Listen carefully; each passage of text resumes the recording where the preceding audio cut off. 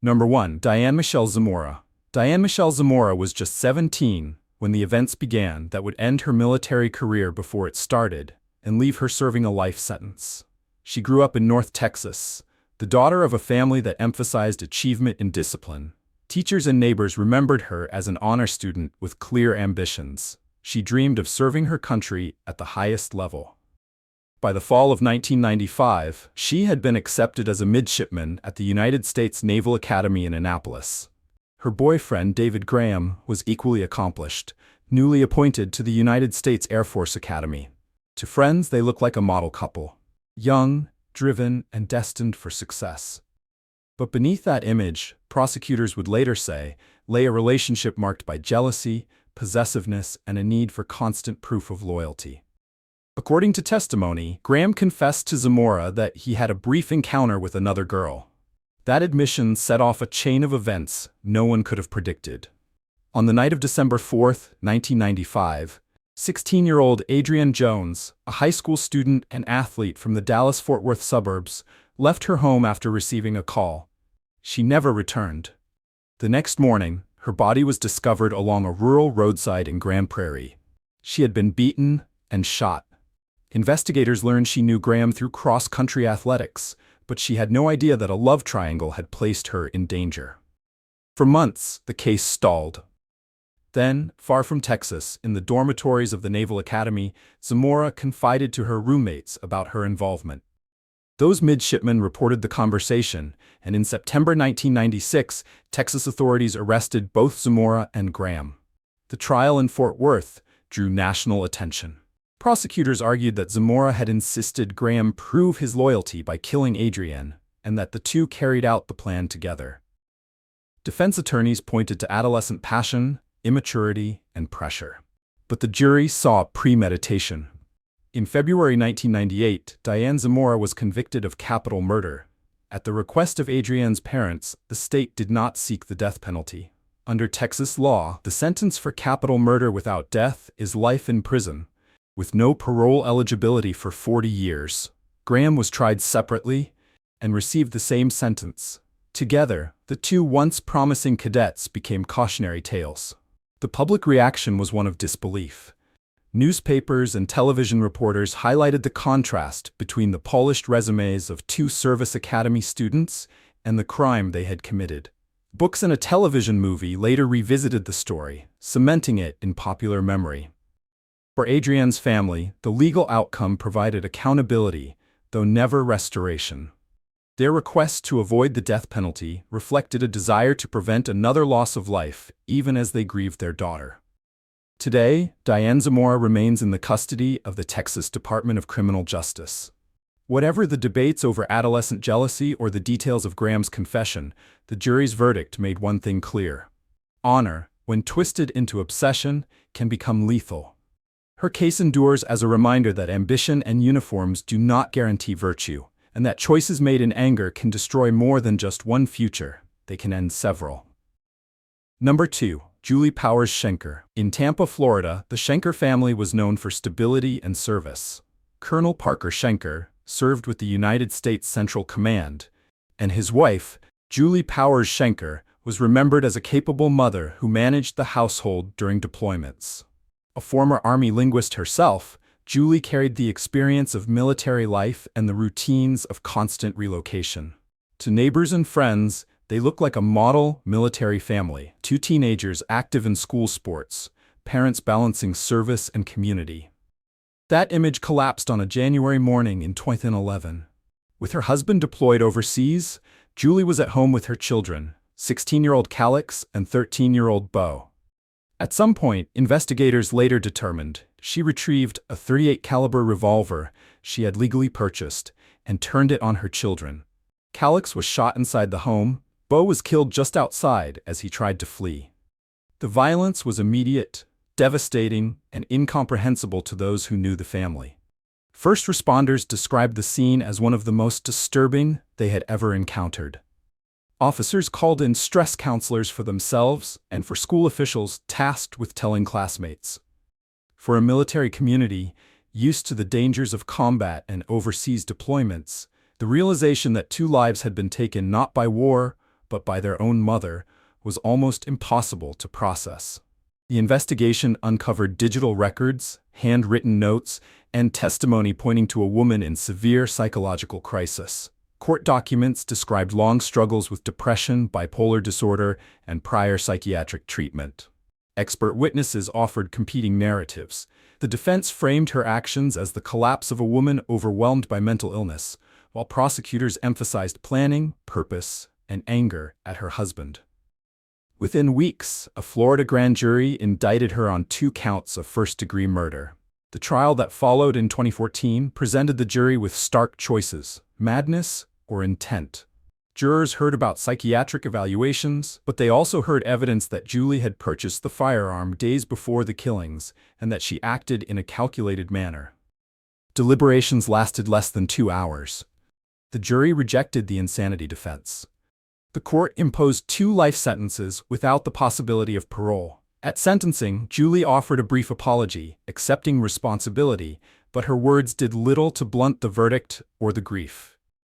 Appeals in later years, including claims of ineffective legal representation, were denied, leaving her to serve her terms in the Florida prison system. For the families and classmates of Calix and Beau, the focus turned toward remembrance. Vigils and memorials were held at their schools. Colonel Shenker, devastated yet resilient, later spoke publicly about honoring his children's memory and advocated for youth programs in their names. The legacy of the case is a sober one. Mental health challenges may explain context, but they did not erase intent. Julie Shenker chose to end the lives of 2 children who trusted her completely. The court's judgment, 2 life terms, underscored the gravity of that betrayal. In the end, this case revealed not a flaw in military discipline abroad, but a collapse at home that left scars no community could ignore. Number 3. Kamiya Hassel. On the surface, Specialist Kamiya Hassel looked like many young soldiers balancing the demands of duty and family. In her early 20s, she served at Fort Stewart, Georgia, alongside her husband, Staff Sergeant Tyrone Hassel III. Tyrone was admired by superiors as a rising non-commissioned officer with a promising future. To friends, the couple appeared to be building a stable life together, raising their infant son while advancing in their careers. But behind that image, prosecutors later revealed, was a secret that would end Tyrone's life and place his wife behind bars for the rest of hers. During her time at Fort Stewart, Hassel began an affair with another soldier, Specialist Jeremy Cuellar. What started as a relationship hidden from view soon became the basis for a deadly conspiracy. Court records show that text messages and conversations between Hassel and Cuellar shifted from passion to planning. They discussed the obstacles in their way. Most of all, her husband. In the eyes of investigators, what followed was calculated betrayal, a plan to remove Staff Sergeant Hassel so the affair could continue freely, and so the pair could share his military benefits. On New Year's Eve, 2018, while the couple was visiting family in Benton Harbor, Michigan, the plan was carried out. Tyrone, who had been attending a holiday gathering, returned briefly to his father's house to pick up food for his wife. As he stepped outside carrying plates, he was ambushed and shot multiple times. He died in the driveway before medical help could arrive. Investigators moved quickly. Within days, digital records revealed a chain of communication between Hassel and Cuellar, mapping surveillance, opportunities, and the moment of the attack. Cuellar, arrested and interrogated, confessed to his role in the killing and implicated Hassel as the architect of the plan. The case went to trial in 2019. Prosecutors emphasized not only the evidence of planning, but also the gravity of a soldier conspiring to kill her spouse, another service member, admired and respected. The defense attempted to frame Hassel as a young woman manipulated by an affair and overwhelmed by circumstances. But the jury saw otherwise. Kamiya Hassel was convicted of first-degree murder and conspiracy to commit murder. The court sentenced her to life in prison without the possibility of parole. Cuellar received the same sentence.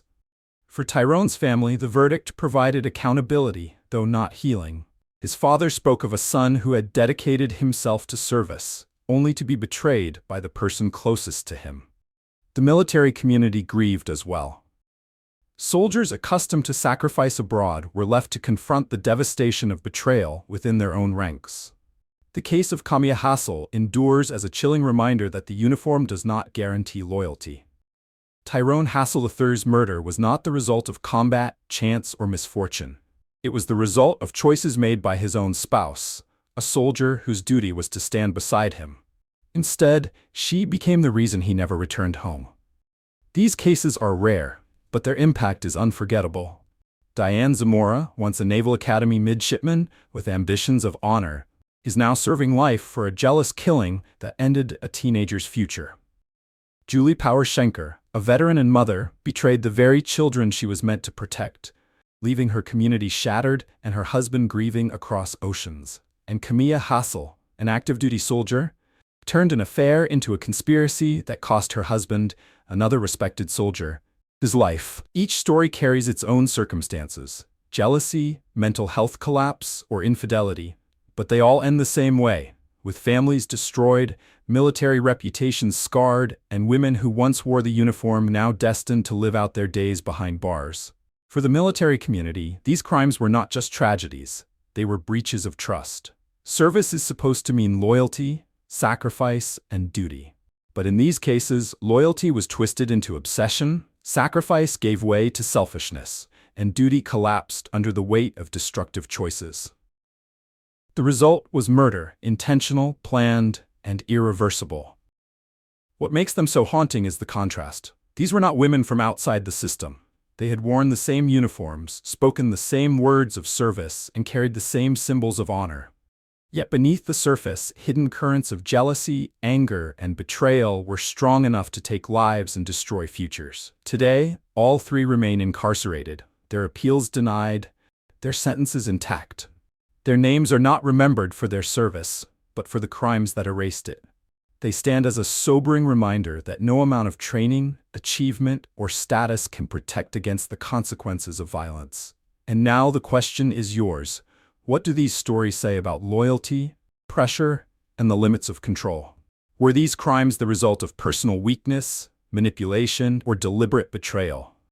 Share your thoughts in the comments. We want to know what you think. And if you found this video informative, don't forget to like, subscribe, and turn on notifications so you never miss more stories that expose the darkest truths hidden behind familiar faces. Because in the end, justice is not only about punishment, it is also about remembering the lives that should have been allowed to continue and the choices that cut them short.